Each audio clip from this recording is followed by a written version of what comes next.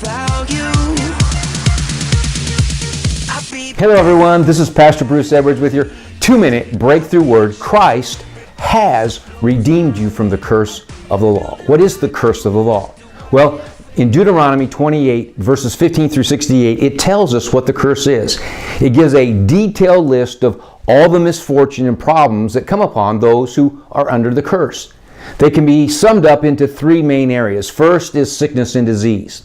Sickness was never a part of God's plan, but the curse opened the door for every kind of disease to come upon man. The second is poverty. Poverty is a curse. It's a spirit. And the curse brought great poverty upon many people. This is not God's plan. And thirdly, the curse of the law brings spiritual death. That is separation from God. The good news is Jesus has redeemed us from that curse. Redeemed means to obtain the release from or restoration of by paying a ransom. Jesus paid for our release from the curse of the law by His sacrifice on the cross.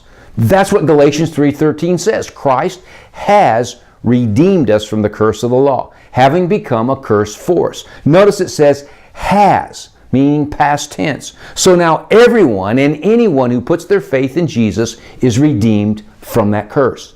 You are redeemed from spiritual death. You now have fellowship and life eternal with God. You are redeemed from sickness and disease.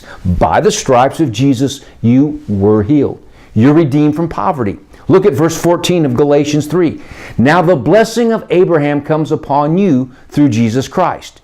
You are blessed, coming and going, blessed in the city and blessed in the field. God blesses whatever you put your hand to. Christ has redeemed you from the curse of the law. However, the devil will attempt to keep you under the curse through deception and lies. You must believe and possess the promises of God. Believe that He set you free. Jesus paid the price for you to live in freedom. So stand firm and declare God's word over your life and enjoy the fullness of your redemption from the curse. It's important to understand that we have a part in activating and obtaining what God has provided for us. Jesus has redeemed you from poverty, sickness, and spiritual death. Now receive it. That's your 2-minute breakthrough word. Until the next time, remember, God has a breakthrough for you. Be blessed.